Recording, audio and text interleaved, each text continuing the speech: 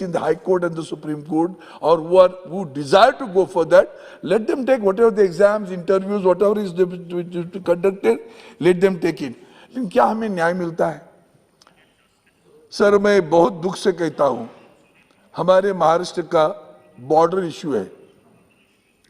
महाराष्ट्र बेळगाव, कारवार, निपाणी, भालकी, बिदर, संविधान ने बताया भाषा के अनुसार प्रांतों की रचना होगी। प्रांतों की रचना हुई, महाराष्ट्र को लड़ना पड़ा। 106 लोगों ने अपनी प्राणाहुति देने के बाद में मई 1952 में श्रद्धेय अंबेडकर जी ने संविधान सौंपा 26 जनवरी, और उसके बाद में 1960 में महाराष्ट्र बना, लड़ने के बाद में।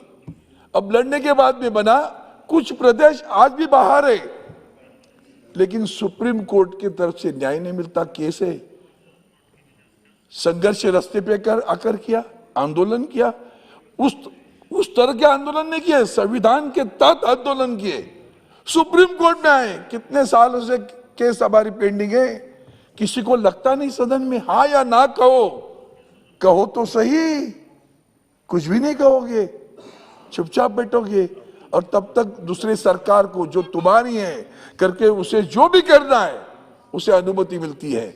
विधान सौदा बनाई गई, बेलगांव को उपराजधानी बनाई गई, महाराष्ट्र में बॉम्बे को मुंबई करने में सालों लगे, बेलगांव का बेलगावी करने में कुछ ही समय में बेलगावी हो गया।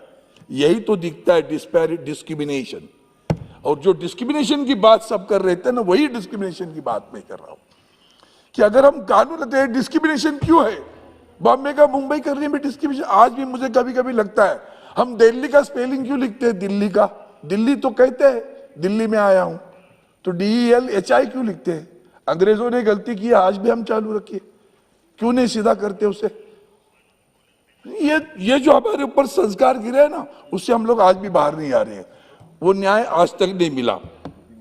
आपने देखा होगा, हाल ही में एक नई केस बनी, हमने महाराष्ट्र में सरकार अलग बनी, सरकार जैसे अलग बनी, पिछले 2 सालों में हमने जुडिशरी का जो अनुभव ले रहे, और खास करके देश की जो संस्था है, बड़ी संस्था है जिसका एक देश को गर्व होता है, CBI हो, ED हो, नारकोटिक्स हो, इनकम टैक्स हो, ये सभी संस्थाएं वहां बैठी है, उनको जुडिशरी पावर है। ED तो क्या जो मर्जी आए उसको अंदर डाल देगी, चलो डालो, कौन पूछेगा उसको? कहाँ है न्याय? उसका न्याय किधर है? 70 दिन, 40 दिन अंदर रखने के बाद, कोर्ट में आने के बाद कहता है कोर्ट, इस केस में तो कुछ दम नहीं था, तो 35 दिन अंदर क्यों रखा, 40 दिन अंदर क्यों रखा? तो उसके ऊपर क्या कार्रवाई होने वाली है जिसने उसे अंदर रखा? जब तुम्हारे पास कोई प्रूफ नहीं था, फिर भी उसको अंदर रखा। ये जो विंडिक्टिवनेस चल रहा है ना, उससे विश्वास उड़ जाता है जुडिशरी पर। और सबसे बड़ी गंभीरता मेरे लिए बात है, इस देश में जिस दिन जुडिशरी पर विश्वास उड़ेगा, तो देश की जनतंत्र को, लोकतंत्र को ठेस पहुंचने वाली है। हम कहते हैं parliament, executive, and then we say judiciary, fourth is the media. ये 4 स्तंभ है जनतंत्र के। आज आप विश्वास से कहो, ये 4 स्तंभ ताकत से खड़े हैं, या पार्लियामेंट ताकत से खड़ी है, जुडिशरी एग्जीक्यूटिव खड़े हैं। His master's voice are there in executives, his master's voice are there in judiciary too. That is what is really offending. बहुत लोगों को डर लग रहा है। अपॉइंटमेंट किसकी होती है? आप अगर चर्चा करो किसी में तो कहेंगे भाई ये इनके एफिलिएटेड लोग हैं।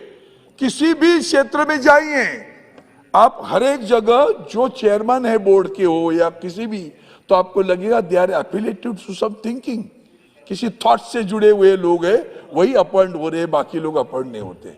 ये लोगों के मन में शंका आना भी सरकार के लिए अच्छा नहीं है। सबका साथ, सबका विकास, सबका विश्वास, अंडरलाइन दिस वर्ड, सबका विश्वास। Are we getting that? तो यही नहीं हो रहा है सर। इसलिए मैं कहता हूं कि जैसे हमारे मुंबई में एक पुलिस आयुक्त गायब हुआ, commissioner of the police is astounding. अब ये कितनी बड़ी गंभीर बात है कि वही गायब है, वो उसी ने इल्जाम लगाए, वो खुद गायब।